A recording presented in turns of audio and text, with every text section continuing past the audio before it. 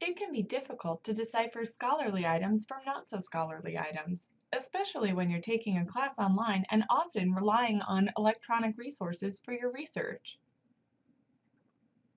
This video will talk about the basic features of scholarly articles and how they are different from articles in popular or other non-scholarly periodicals.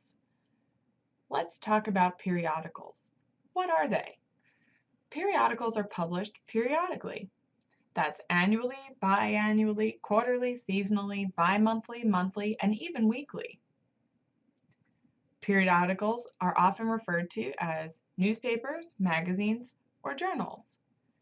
Newspapers often come out daily or weekly. Magazines often come out weekly or monthly. Journals often come out monthly, bi-monthly, or quarterly, but could also be annual or biannual publications. Magazines and newspapers are often more colorful and have far more advertisements than a journal. Why is it important to know the difference between these types of sources? Many times, instructors will ask you to use scholarly sources in your research or may require you to have a certain number of sources, but that a specific number need to be from scholarly peer-reviewed publications. When they say scholarly peer-reviewed, they are talking about articles in academic journals. So really, knowing the difference between these types of sources should allow you to complete assignments much more confidently, at least in terms of your sources. So what does scholarly peer-reviewed mean? This means that a scholar researches, writes, and submits an article to a publication. The editor of that publication then sends the article out to reviewers for comments. Reviewers will read and provide feedback on the article, essentially giving the response publish, publish with revisions, or don't publish. These reviewers are often experts in the field. The editor then lets the author know if the article has been accepted for publication, needs revisions but will be accepted with those revisions, or whether the article has been rejected. You may already be thinking that this is more work than your average newspaper or popular magazine may be putting into what they choose to publish. And you'd be right. But what are these reviewers looking for?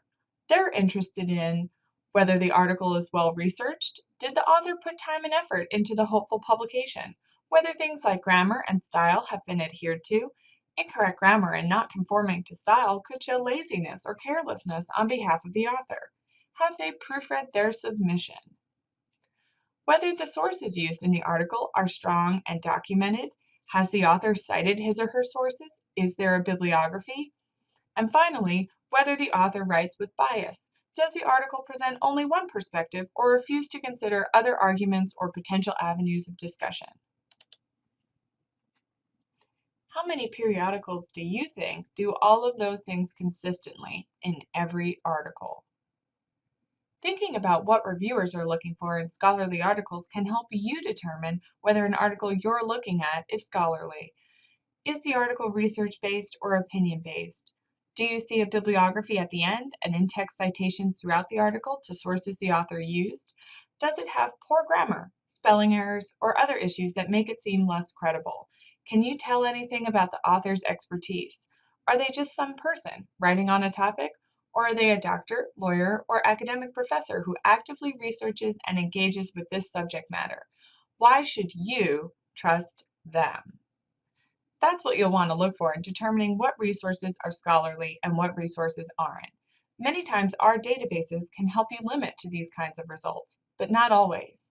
Please be in touch with us if we can be of any further assistance. We hope this video has helped you gain better understanding of resources appropriate for academic research and that you feel better prepared to tackle course assignments armed with this information.